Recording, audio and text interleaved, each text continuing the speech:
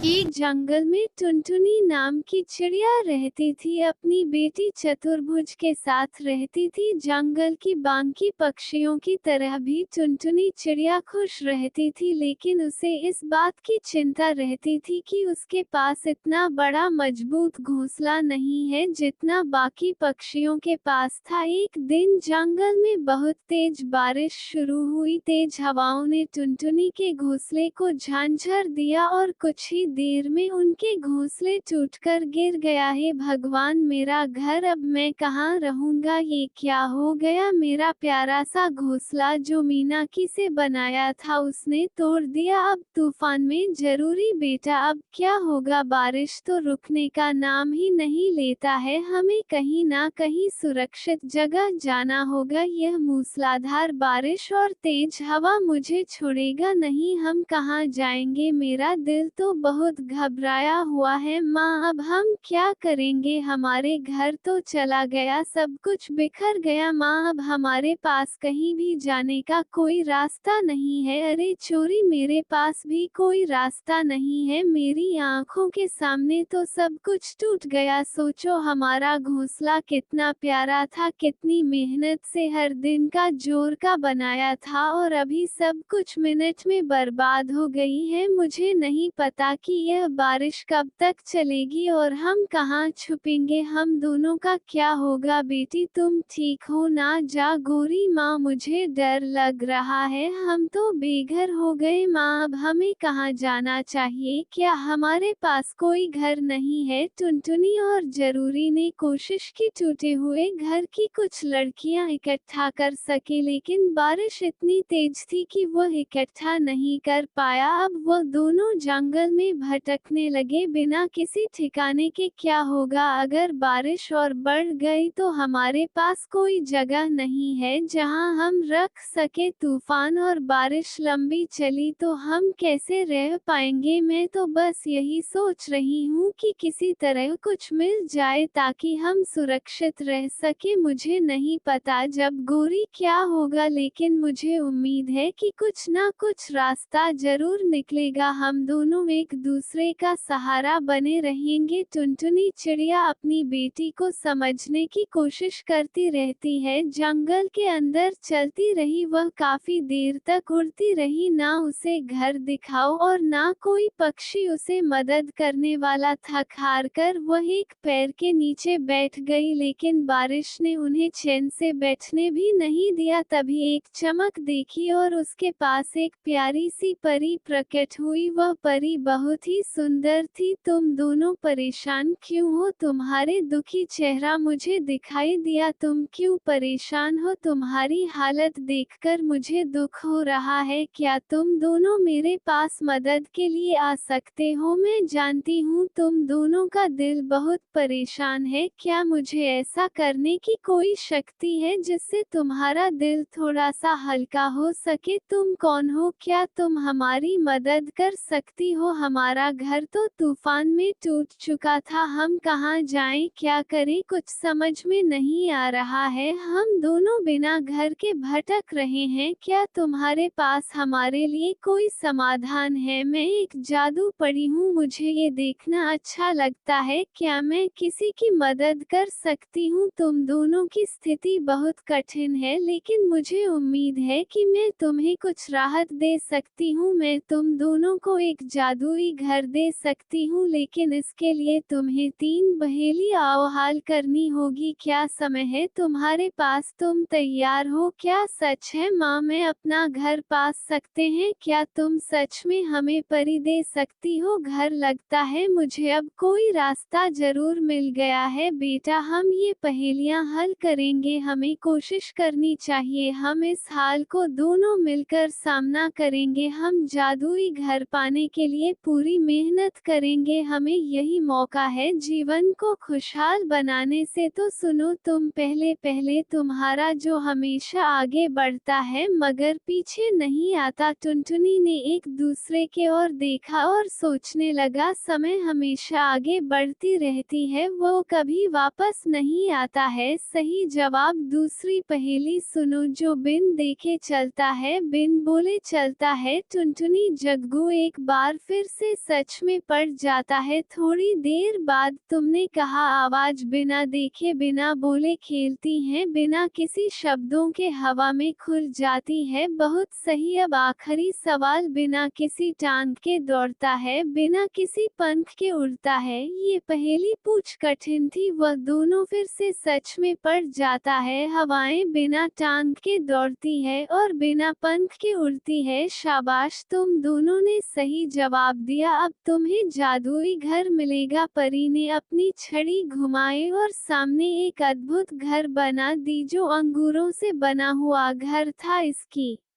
दीवारें हरे रंग की थी और छत से चमकती हुई अंगूर लटकी हुई थी। हर जगह आरामदायक बिस्तर था। टुनटुनी और जब पूरी खुशी से झूम उठे। ये घर खुशी सच में जादू है। क्या ये सच में हमारा घर है? क्या हमारे पास अब कोई चिंता नहीं होगी? अब हम किसी भी तूफान से डरने वाले नहीं हैं। हाँ, ये घर तुम्हारा है। अब तुम सुरक्षित हो। घर तुम्हारे में मेहनत और नेक दिल के कारण मिला हुआ है। फिर टुनटुनी हंसने लगती है। टुनटुनी ने अपनी बेटी को गले लगाते हुए कहा, बेटा, हमारा सपना आज सच हो गया। अब हम इस जादुई अंगूर घर में रहेंगे। अब हमें कोई भी चिंता नहीं होगी। मामा, आप हमें डर नहीं लगेगा। अब हम हमेशा खुश रहेंगे। ये घर सच में जादू अंगूरों के घर है। अब हम दोनों का जीवन व्यस्त सुख होगा। टुनटुनी चिड़िया को आशीर्वाद दिया और जादुई परी गायब हो गए। टुनटुनी और चोरी जादुई घर में आ जाता है। घर के बाहर ठंडी सूरज की कितने चमकता और अंदर वह दोनों घर के अंदर खुशी से रहने लगते हैं। जंगल के दूसरे पक्षी भी उसके पास आने लगे और वह सब मिलकर खुशहाल जीवन जीने लगे। देखो बेटी, हम अपनी मेहनत और खुशहाली से अपने घर वापस का लिए। ऐसे टुनटुनी और उसकी बेटी का जीवन खुशहाल जीने लगे। वह जादुई अंगूर के घर में रहते हुए जंगल के जंगल में गर्मी का मौसम आ गया था। बाजार में चारों से पांचों तरफ लाल लाल तरबूज। इस बीच में रान तरबूज बेच रहा था कालू। वह देखो लाल लाल तरबूज, मेरा दिल तो तरबूज खाने का कर रहा है। चलो चिड़िया से उधर तरबूज लेते हैं। फिर वो दोनों चिड़िया के पास चली जाती है। रानू अपनी तरफ हो जो कि बोली लग रहे थे, आए आए मीठे मीठे तरबूज खा, बिल्कुल सही दाम से तरबूज खा, गर्मी में तरबूज खा, हमें भी मीठा सा एक लाल तरबूज दे दो। गोरी तरबूज 30 रुपए किलो है। हाँ, पैसे भी दे देंगे, कहीं भाग नहीं जाएंगे। तुम हमें बढ़िया सा 5 किलो का तरबूज दे दो। नहीं नहीं, 5 किलो का तरबूज 150 किलो तरबूज लेना। अगर पैसे नहीं है तो मैं उधर तरबूज नहीं दूंगा। आप जा सकते हो यहाँ से। चलो काको, हम कहीं और से तरबूज लेंगे। इस चिड़िया को तो घमंड आ गया, खुद को महारानी समझ लिया। अब कमी थोड़ी है ना तरबूजों के, जो इस बदतमीज चीज ना सुने। हाँ तो जाओ जाओ, हर बार उधर ही खाते हो, पैसे देने का नाम नहीं लेते हो। ऐसे कालू और गोरी वहां से दूर चली जाती। वह पेड़ पर बैठकर तरबूजों को घर रहा था। कालू, क्या फायदा रानों से बातें बनाकर, तरबूज तो मिला ही नहीं। मैं उनके पास एक तरबूज का खेत देखा था, चलो मैं वहीं से तरबूज चुरा कर ले आते हैं। लेकिन सब पक्षी रानू चिड़िया के जैसे नहीं। अगर खेत का मालिक पढ़कर हमें खूब मारा लगाए तो अरे बाबा, मैं नहीं जाऊंगी। धूप देख रही हो, इस गर्मी में थोड़ी ना कोई मारेगा। चलो कुछ नहीं होगा, हम तरबूज कहेंगे भी और लेकर आएंगे। फिर कालू गोरी तेज धूप में उड़ने लगती है। फिर तरबूज की खेत में जाकर बैठ जाते हैं। जितना मर्जी उतना खा लो, हम दोनों को सिवा कुछ नहीं है। खेत में डर लग रहा है, हम घर जाएंगे फिर खाएं। तो मैं जो करना है वो करो, मैं तो यही खाऊंगा। ऐसे गोरी कभी तोड़ लेती है है फिर गुवाहाटी नहीं खाने लगते तभी वहाँ चल उसे खेत का मालिक देख लेता है चोर कहीं का मेरे तरबूज खाते हो चुरा कर रुको आज मैं तुम दोनों को ऐसा सबक दूंगा चोरी करने से पहले 100 बार सोचोगे नाना चल मुझे माफ कर देना यह मुझे जबरदस्ती लेकर आना है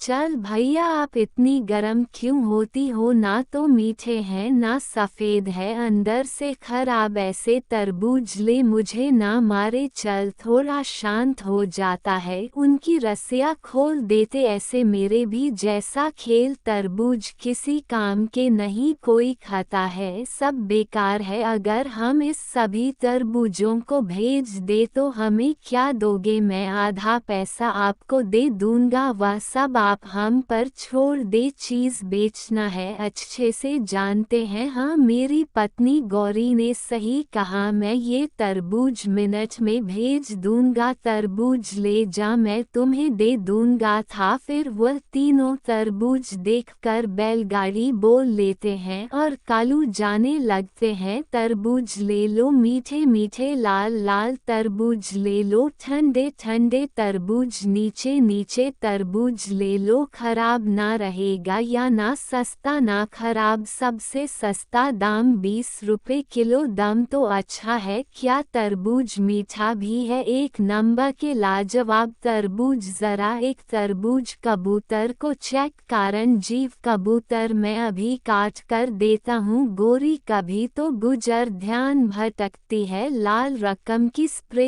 कर देता है और मीठा पानी डाल देता खा कर देखो और बताओ तरबूज कैसा है उत्तर वह तो सिर्फ लाल है और मीठा भी फिर गोरी 5 किलो तरबूज कबूतर को दे देता है और पैसे देकर कबूतर वहां से चला जाता है थोड़ी देर में उनके सारे तरबूज खत्म हो जाते हैं और वह घर जाकर पैसे गिनते पूरा 2000 के तरबूज सुबह चल को 1000 रुपए देने पड़ेंगे चल को बस हम 500 रुपए देंगे वैसे भी उसे क्या पता हमने क्या अभी रेट भेजा है फिर कालू गोरी अगले सुबह उसके खेत जाता है सील तो अपने खेत में ही बैठा था को 500 रुपए 1000 रुपए के तरबूज ही बिके थे मैं यही चाहता हूँ कि मेरे सारे तरबूज जल्दी से खत्म हो जाए ठीक है हम सारे तरबूज भेज देंगे गोरी आई सेड कौवे दूसरे जंगल चली जाती हैं वहाँ भी वह वही गद्दारी करता है और पशु पक्षियों को पागल बनाकर अपनी सारी तरबूज भेज देता है लगातार वह ऐसा ही करते गई गोरी आज के लास्ट तरबूज हैं आज हम दम काम नहीं करेंगे जैसे छोटी चिड़िया 30 रुपए की हम भी थोड़ी ज्यादा पैसे कमाएंगे वैसे भी आखिरी दिन है फिर कालू गोरी 50 रुपए किलो के दम से पहले ना जाना सफ़ेद और बड़ा तरबूज ले आए सर फेंकना पड़ा उनका वह ने मुझे चूना लगाया था अगर वह मिल जाए तो अच्छा सा रख दूंगा ऐसे मिट्ठू तोता तरबूज लेने बाजार जाता है वह कालू से तरबूज करता है तभी उसका ध्यान कुआं पर जाता है वह तुरंत उनकी बैलगाड़ी रोक लेता है बताओ को वह मुझे खराब तरबूज क्यों दिया और मेरी पैसे वापस करो वरना बहुत मारूंगा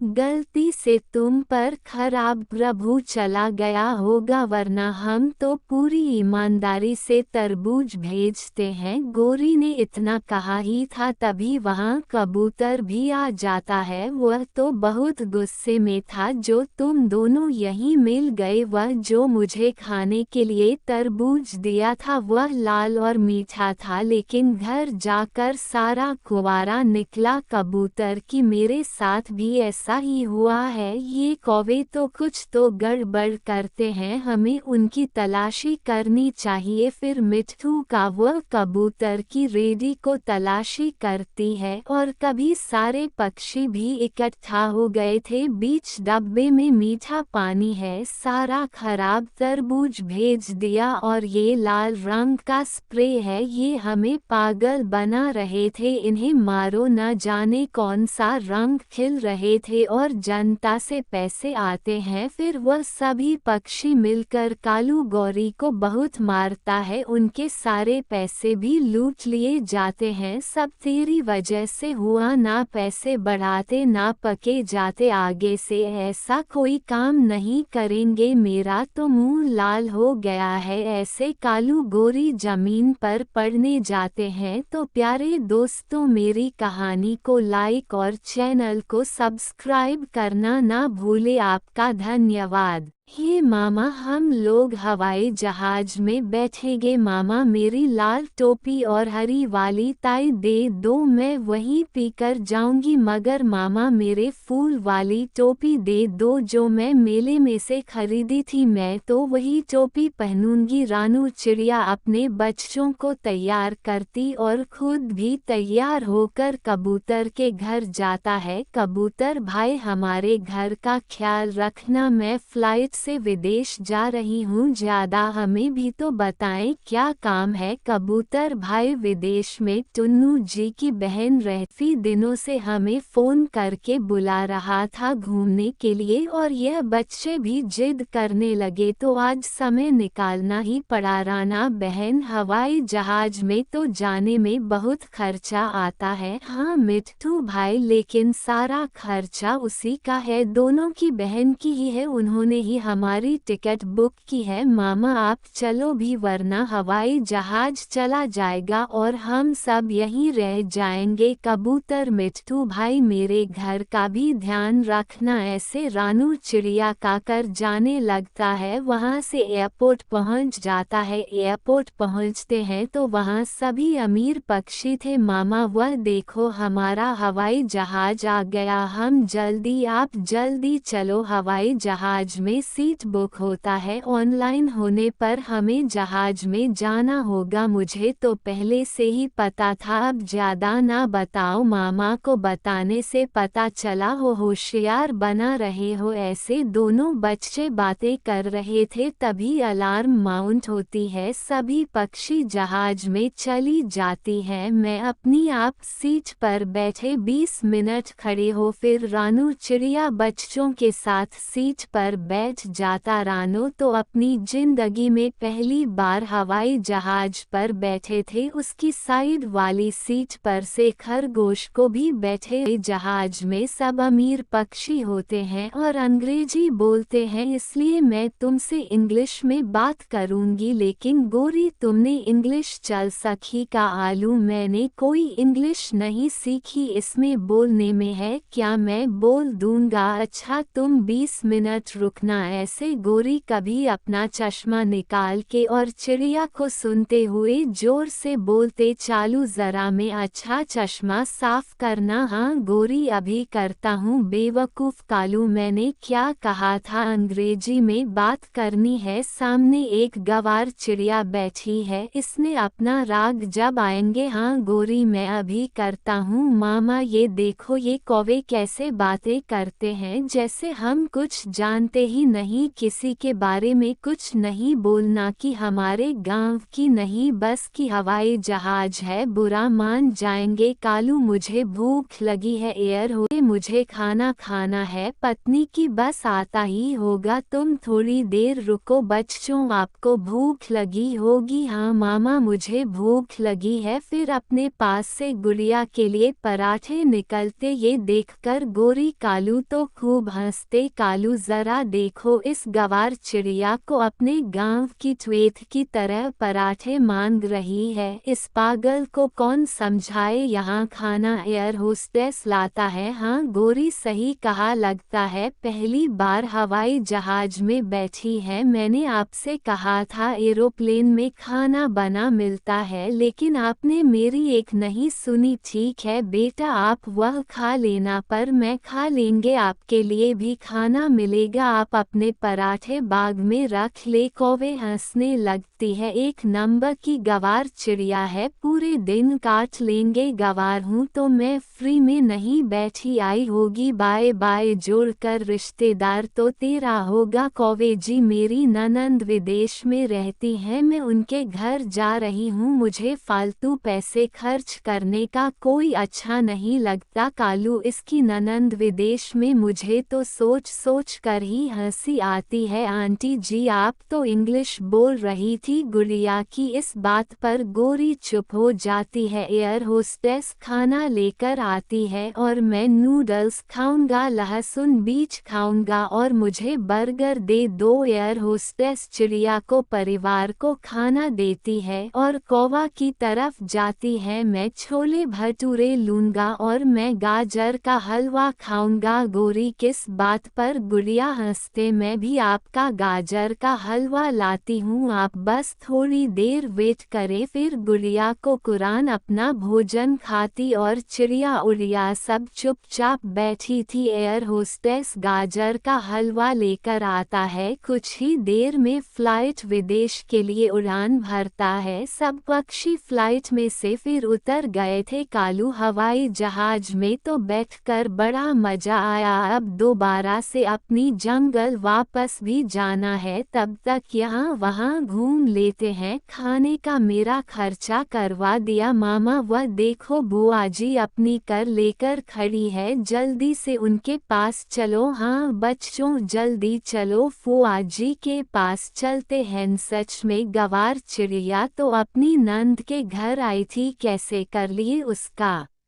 इंतजार हो रहा है और हमने भी यहाँ घूमने आए थे। काव्य की हमारी कर तो आ गई, आप कहाँ जाओगे? मगर मैं ठीक कहा, दूसरी फ्लाइट कल आएगी, कल तक तुम यहीं रुको, बैठी बैठी इंतजार करो, हम तो चलते हैं। ऐसे रानो चिड़िया कर में बैठकर चली जाती है, कौवे उसका मुंह देखते रह जाते हैं। आपका धन्यवाद।